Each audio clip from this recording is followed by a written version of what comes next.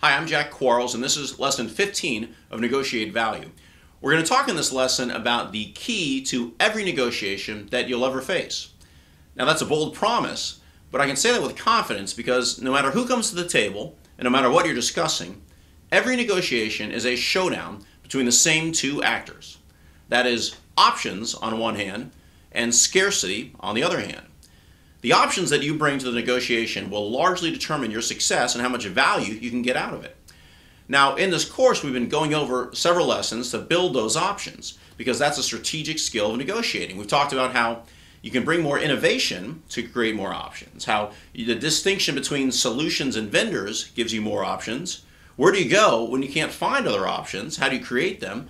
And then how do you compare them? How do you look at them side by side to see which one brings you the most value? This is the hard work. This is the heavy lifting of negotiating, preparing, but there is a shortcut, and that's what we're going to cover today. And we can do that because, again, it's the same showdown between options and scarcity every time we buy or sell. Now, we know this. Intuitively, we know it from our experience. Think about the ballpark. Now, why is it that this simple meal of 2 hot dogs and 2 beers costs $30 at the ballpark, but only $10 in a food court? Well, it's simple because you have no other options when you're at the ballpark. You have to buy from them. This tactic shows up all over the marketplace in so many different ways, right? There's a limited supply, this deal is going fast, the sale lasts till Tuesday. One of my favorite and more subtle ways of that is when vendors say, well, we have proprietary technology that nobody else has, or we have a methodology that no one else is using in the marketplace. So that's our scarcity. You have to buy from us. And this battle continues in so many different ways. What's interesting to me is that if you look at Groupon and other daily deal sort of services or websites, what they're doing is bringing scarcity to areas that really have none. So you can go out and get a pedicure or go to a restaurant just about anywhere, but through Groupon, they bring scarcity to those deals. My wife says, do you want to go to this restaurant? And I say, sure, let's go sometime. And she says, no, we have to decide now because the Groupon's there and it's going to expire in a few hours. So again, they're bringing scarcity where there really was none. And this has been going on for a long time in different ways. When you think of Home Shopping Network or QVC on TV, or lots of other avenues that marketers have used to bring scarcity when there really is none. It's this constant battle. When you're buying, on the buying side, there are just a few things that really drive scarcity. It's either scarcity in resources, right? There are only a few left, or we need to get those specific ones, or scarcity in features. This thing I can buy has this configuration, but nothing else does. Or maybe it's pricing, right? That price is not going to last very long, so we have to buy now. Now, when we're on the selling side, it's a little bit more simple. There's really one thing that becomes scarce, and that is the buyer. Someone in our neighborhood is trying to sell a boat, and he's been trying to sell it for 2 years. Now, if I showed a little interest and some willingness to pay money for that boat, I'm sure I could drive a great deal and negotiate his price down low because he just hasn't had many buyers, many good leads in our landlocked neighborhood.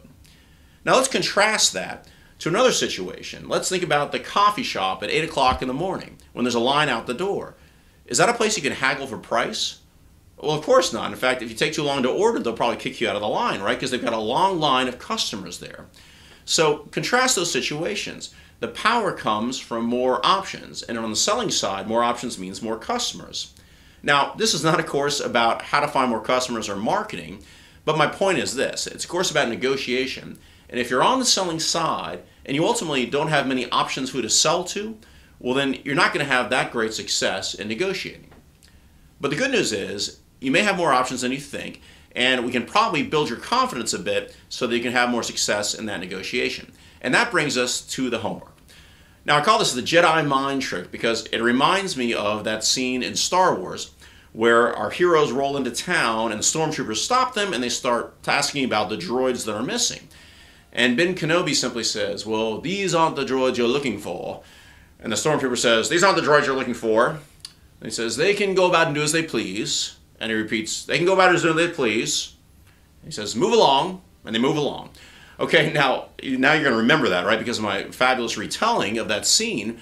But this happens all the time in marketing and selling and buying situations where they say, well, gosh, those sweaters are going fast. You have to buy them now. We say, well, those sweaters are going fast. I have to buy them now. They say, we have our proprietary technology. Nobody else has it. And then the buyer says, well, they have their proprietary technology. Nobody else has it. So I see this quite often, and the point is you don't want to be the victim of these mind tricks. In fact, if anything, what you want to do is build your options, identify them, reinforce them, and own them, and convince yourself that you have better options than maybe you thought you did. And that's exactly what we're going to do in this homework. So let's get right to it. Now, it's a simple piece of paper. We're just going to look at 2 columns here, scarcity and options. All right, and let's think of this first from the buying side, and let's suppose that I'm buying a car. I want to buy a minivan. Now, the first thing I might feel scarcity about is the timing of it. In other words, there's a big sale and I need to act fast. And then another thing we might feel scarcity about is a feature. So let's say there's third row seating, and that limits my choices, so that creates scarcity. But what we're going to do is simply go down and identify our options for these 2 different areas. So sure, there's a big sale going on, but what are my real options? Well, my options are I could buy next week, and maybe the sale would still be going on. Okay, same sale. I could buy next month, and that would probably be a different sale, because the reality is these car marketers have sales all the time, right? Or another choice is that I could not buy.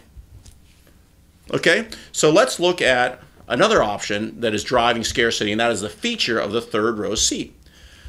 So what are the real options for a third row seat? Well, we could probably look at other minivans. Let's say there's a Honda or a Toyota, and they also have a third row seat.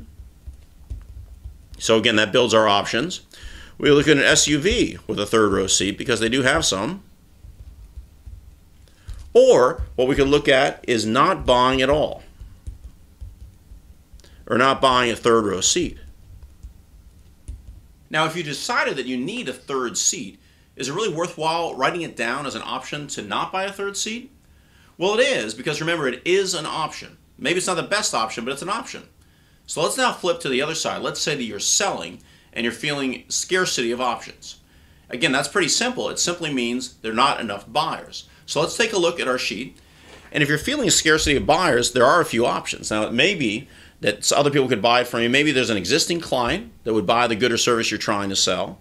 Maybe there's a current lead that would turn into a client. Maybe there's even an unknown prospect that you haven't yet met, but they might turn into somebody that's buying your good or service. Now, another factor when you're selling is that you could possibly sell a different variation of the product or sell a portion of it as well.